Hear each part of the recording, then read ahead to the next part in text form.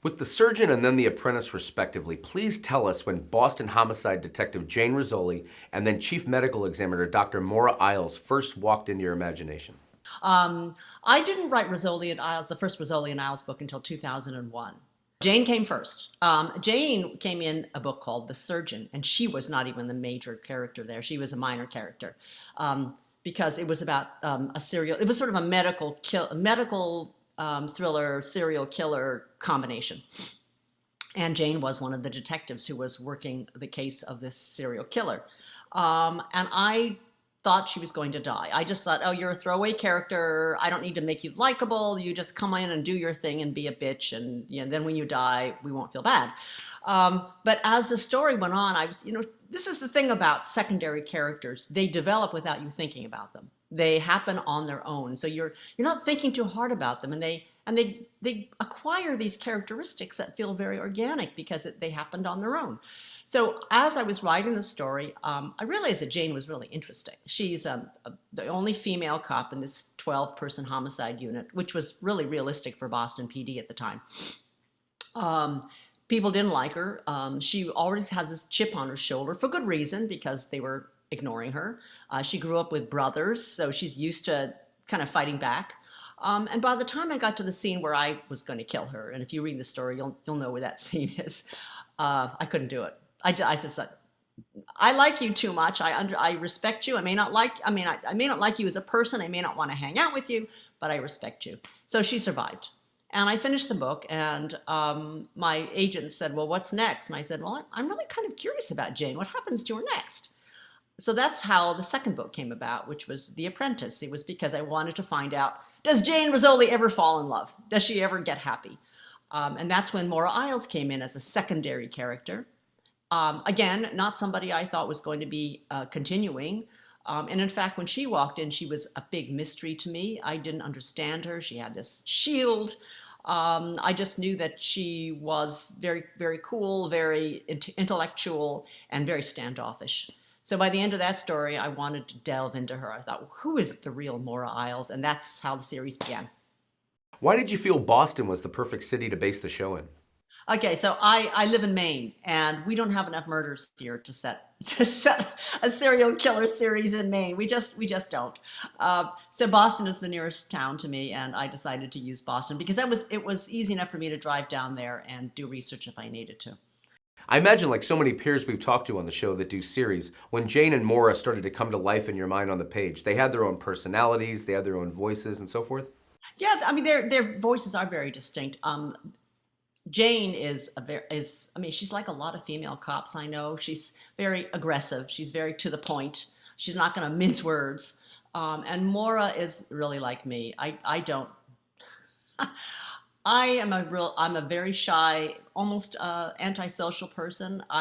For me, intellect, logic it's a comfort blanket. And so that's Maura. So when you hear them talking, Maura's going to be talking about, patterns of cerebral fractures, and Jane's going to be talking about something else. So when I hear them talk, I can hear their voices. Yeah, I think that's really common for writers to hear their characters' voices. Any advice you'd share from your own experience writing these two lead female protagonists on character development in general? I never do character studies ahead of time. I never do character bios.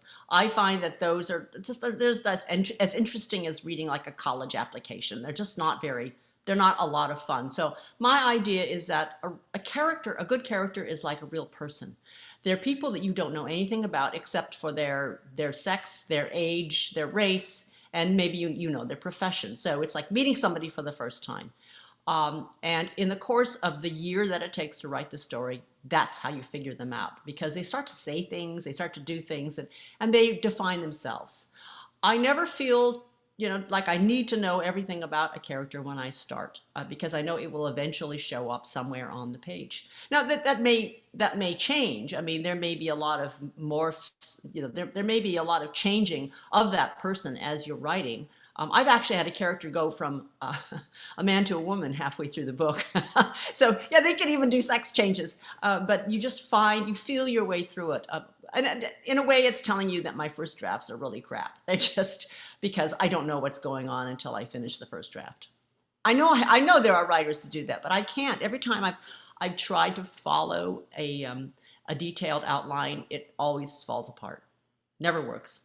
I have an idea of where it's going, but very often it's like not till 2/3 of the way through the book that I know who the killer is.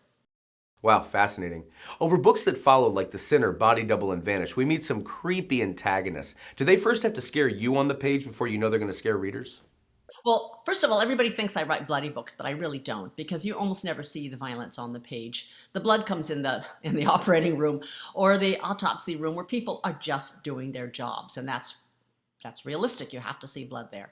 Um, my I think the antagonist is really the hardest person to write because you have to be able to understand why they're doing these horrific things, and if you yourself are not inclined to kill people, that's a leap that you have to make.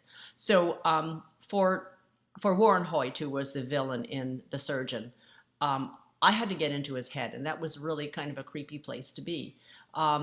I began to try and see the world through his eyes. Just imagine what does a lion see when he looks over at the savannah?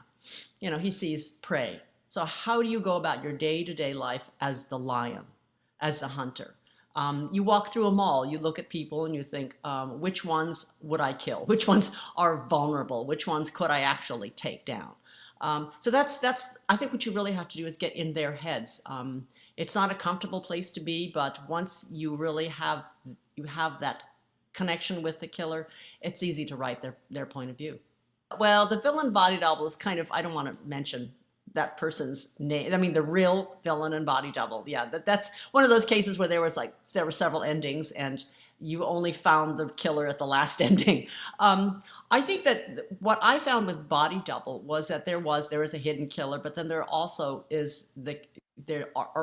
the killers that come out earlier in the story. And the one that's probably the most chilling is the real mother of Maura Isles. See, Maura is and this is something that the other thing that's really weird about writing is I had put into maybe the third book that Maura was adopted. She's, and she loves her adoptive mother, but she doesn't know who her birth mother is. And I never imagined I would do anything with that. It was kind of like that, you leave the gun on the mantelpiece and you don't know you're going to use it later. That's what that was. So when I get to Body Double, I thought, I had just read a story about serial killers running in family lines, and that became the reason why I wrote Body Double. I thought, well, we never really knew who Maura's mother was. What if Maura's mother was really creepy, and that's why she has been attracted to this very dark occupation? So, yeah, that was the killer in Body Double, who's been at it for many, many years. That was a big surprise for me, and also probably the creepiest thing when Maura finally goes to meet her mother for the first time in prison.